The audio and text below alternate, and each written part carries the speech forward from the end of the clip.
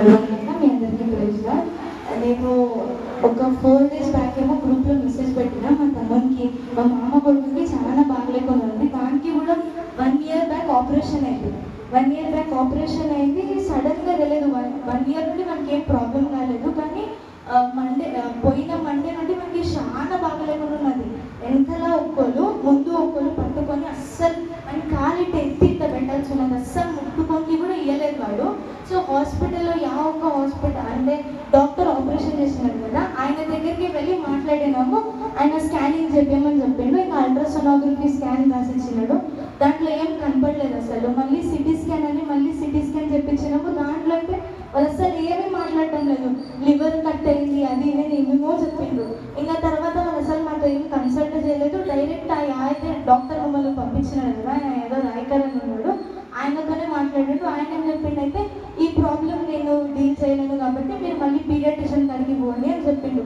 మళ్ళీ పీడియాట్రిషియన్ కాడికి పోతే ఆయన మళ్ళీ అదంతా చూసిండు. దాంట్లో రిపోర్ట్స్లో క్రియేటిన్ ఫుల్ ఎక్కువ వచ్చేసింది, 1.4 ఏమో వచ్చింది.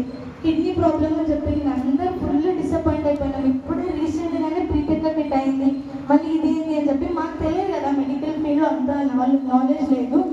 క్రియేటిన్ ఫుల్ ఎక్కువ అయింది. అందరు భయపడ్డారు. వాడు కూడా అస్సలు పట్టుకొని ఇవ్వడం లేదు. చాలా భయం అయింది. అక్కోళ్ళకి ఫోన్ చేసినాము. అక్కోళ్ళు వచ్చి ప్రేయర్ చేసి పోయిన ఆ రోజు. కానీ అప్పుడు అక్కోళ్ళు కూడా సరిగ్గా, ఎందుకంటే డాక్టర్ అస్సలు అలౌ చేయడం లేదు, చెయ్యి పట్టుకొని ఇవ్వడం లేదు, పాట అంతా అస్సలు పట్టుకొని వెళ్ళేవాడు. ఇంకా తర్వాత ఎట్లా దేవుడని కంటిన్యూస్గా ప్రేయర్ ఏమీ చేయలేదు. నేనైతే పర్సనల్గా ప్రేయర్ చేస్తా ఉన్నా. అంకుల్ వచ్చింది, చిట్టెక్క కూడా వచ్చింది, ప్రేయర్ చేసి పోయింది. తర్వాత ఇంకా కొన్ని రోజుల తర్వాత వెళ్ళి 1 week నుండి హాస్పిటల్లో అడ్మిట్ అయ్యి ఉన్నాడు. ఇంకా డాక్టర్ ఏమన్నాడంటే ప్రీతిగా రిపోర్ట్స్ అన్ని తెచ్చేయండి, జీన్స్ నుండి ఏమన్నా ఆమెకున్నది కదా, ఈయన కూడా ఉండే ఉంటుంది కంపల్సరీ. నేను రిపోర్ట్ కంపేర్ చేసి ఇంకా కిడ్నీ ఫెయిల్యూర్కి మనకి ట్రీట్మెంట్ ఇవ్వాలి అని చెప్పిండు. తర్వాత మళ్ళీ ఎండ దేవుడా అని చెప్పి ప్రేయర్ చేసుకుంటూ ఉన్నాము. తర్వాత తెలిసిందికి మన కడుపులో ఇన్ఫెక్షన్ ఉన్నదంట, ఏమో బ్లడ్ క్లాట్ అనేది ఇన్ఫెక్షన్ అయింది. దానివల్ల క్రియేటిన్ ఎక్కువ వచ్చిందని చెప్తే ఫస్ట్ దేవునికి థ్యాంక్స్ చెప్పినాం. అట్లీస్ట్ అంత పెద్ద ఇష్యూ కాకుండా చిన్న ఇష్యూ ఉన్నది కదా అని చెప్పి ఇంకా దేవునికి కృతజ్ఞతలు చెప్పినాం. ఇంకా అక్కలు వచ్చి ప్రేయర్ చేసి వెళ్ళిన వచ్చిన ఒక్కరు రాత్రి ప్రేయర్ చేసి వెళ్ళిపోయినాం. మరుసటి రోజు మనకు అంతా బాగైంది.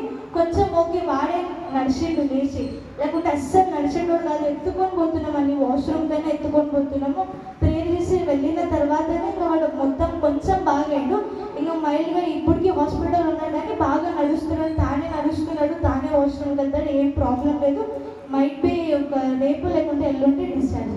ప్రార్థించిన మీ అందరికీ, ప్రార్థించిన అందరికీ అక్కడికి కృతజ్ఞతలు. చిన్న సాక్ష్యం ద్వారా దేవునికి మాత్రం